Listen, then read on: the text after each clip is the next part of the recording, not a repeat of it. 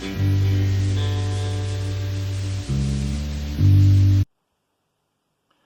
is the second poem from what became Last Farmer, and this was published in Envoy 109 in October 1994. 93 and 94 were good years for me. As I said earlier, downhill ever since.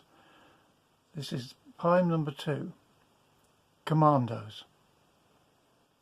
My parents eating dinner, straw falling from a bird's nest in the joists, as a 45-mile-per-hour wind lifts the roof.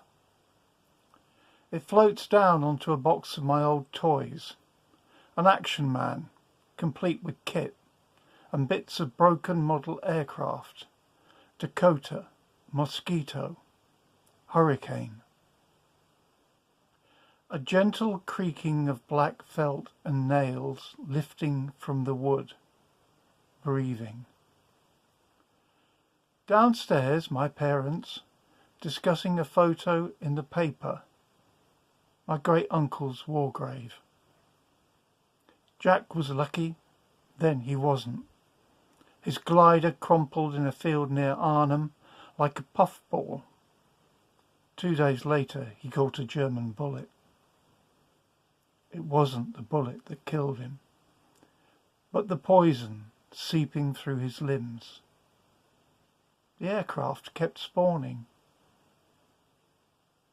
I, a silent intruder in the attic, slide out into the light, slide away from the breathing.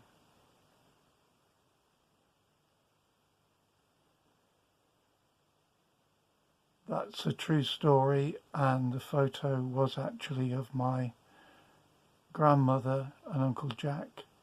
Uncle George, Jack's brother, and he was Jack Everitt. Jack Everitt was in the first wave of people dropped from gliders. Most of them died. Onto Arnhem. He was on the bridge, and he was hit by shrapnel. I wasn't quite right with the bullet, but I didn't know that until years later. Trying to help Polish soldiers basically escape back across the river.